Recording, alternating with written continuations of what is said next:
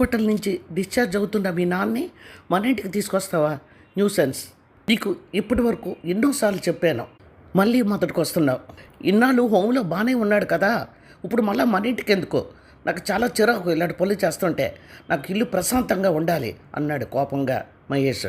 చిన్నగా నవ్వి అంది, ఒకటి గుర్తుపెట్టుకో మహేష్, నువ్వు మాట తప్పావు కానీ నేను మాట తప్పలేదు. పురాన్ని వదులుకోవడం ఇష్టం లేక నువ్వు ఏది చేస్తున్నా నేను సరే అంటూ వస్తున్నాను. ముందే చెప్పాను, మా అమ్మ నాన్న నాకు పంచ ప్రాణాలు, నేను ఒకదాన్నే వాళ్ళకి కూతుర్ని, వాళ్ళ చివరి రోజులు నేనే చూడాలి, అందుకు అంగీకారం అయితేనే నన్ను పెళ్లి చేసుకోండి అని అడిగేశాను కూడా. వెనకాల ఆస్తి చూసి అనుకుంటాను, దాందేముంది అని అన్నావు. కానీ మా అమ్మ చనిపోయాక, నాన్న ఒంటరి అయిపోయాక నేను నిన్ను అడిగాను, అస్సలు నువ్వు ఒప్పుకోలేదు. ఇప్పుడు బోల్డ్ హోమ్స్ వచ్చేసాయి, అందులో పెట్టాయి అన్నావు. నీ మాట విన్నారో తెలీదు, నేనెంత బ్రతిమలాడుతున్నా వినకుండా కొన్నాళ్ళు హోమ్లో ఉంటాను, నా కాలు చెయ్యి పనిచేస్తుంది కదమ్మా అన్నారు. కానీ ఇప్పుడు నాన్నకి నా అవసరం ఎంతో ఉంది, ఒంటరిగా ఎలా వదిలేస్తాను చెప్పు అంతే కళ్ళ నీళ్లతో హేమ. అమ్మ, అల్లుడిగాన్ని అలా వదిలేసి నువ్వు నన్ను తీసుకొని ఇక్కడికి రావడం నాకేం నచ్చలేదు.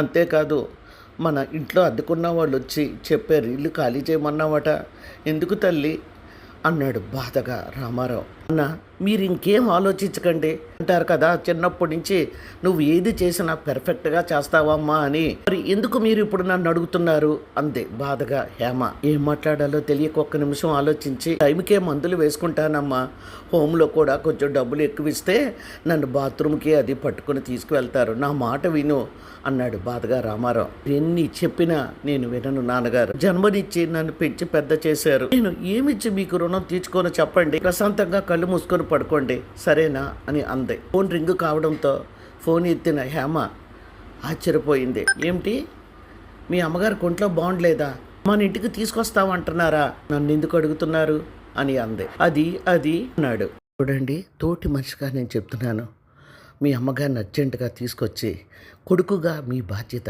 నెరవేర్చండి అంతే హేమ. నాలో వదిలి చూసుకుంది అనుకున్నాను, ఆవిడకి ఏం వచ్చిందో ఏమిటో, నేను చస్తే చూడను, చిన్న కొడుకు దగ్గరికి వెళ్ళమని అల్లరి చేస్తుందట అన్నాడు.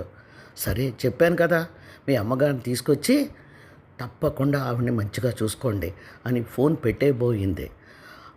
హేమ ఒక్క నిమిషం అన్నాడు కంగారుగా మహేష్. సారీ హేమ, నువ్వు లేకుండా నేను ఎలా చూసుకోగలను చెప్పు, నేను చేసింది తప్పు తెలిసి వచ్చింది, మీ నాన్నగారిని తీసుకొని ఇక్కడికి వచ్చాయి, భగవంతుడే కళ్ళు తెరిపించాడేమో తెలీదు, నాకు మా అమ్మ ఎంతో, మీ నాన్నగారు నీకు అంతే అని అర్థమయ్యింది, ఈ చిన్న పిసరుని అర్థం చేసుకోలేకపోయా, ఎగైన్ చెప్తున్నాను ఐఎమ్ సారీ. మీ గారిని తీసుకొని ఇక్కడికి వచ్చాయి, ఇద్దరిని మన ఇద్దరం చూసుకుందాం, పాపం వాళ్ళు మటుకు ఎక్కడుంటారు చెప్పు, నన్ను పెంచి పెద్ద చేశారు కదా, కోర్స్ నువ్వు చెప్పిన మాటలే అనుకొస్తావు కదూ అన్నాడు బాధగా మహేష్.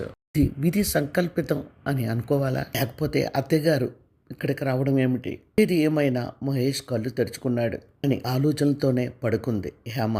మార్నింగ్ ఎవరో బెల్ కొట్టడంతో గబాలను వెళ్ళి తలుపు తీసి మహేష్ను చూసి ఆశ్చర్యపోయింది. ఇక తన కళ్ళల్లోకి చూడకుండానే గబగబా లోపలికి వెళ్ళి రామారావు గారి దగ్గర కూర్చొని, మామయ్య ఎలా ఉన్నారు, ఐఎమ్ సారీ అన్నాడు రెండు చేతులు పట్టుకొని. అయ్యో అదేంటి బాబు అని రామారావు అంటుండగానే, హేమ మరి సర్దుకుంటావా, మన ఇంటికి వెళ్ళిపోదాం అన్నాడు.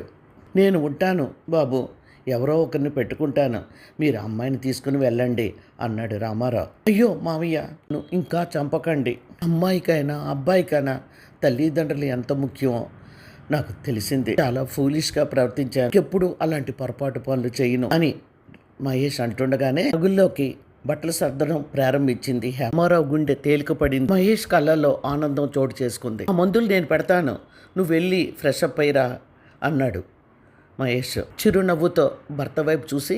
ఉండండి, ముందు మీకు నేను కాఫీ ఇచ్చి అప్పుడు రెడీ అవుతాను అంది. థ్యాంక్ యూ హేమ అన్నాడు. దేనికి అంది తిరిగి నవ్వుతూనే.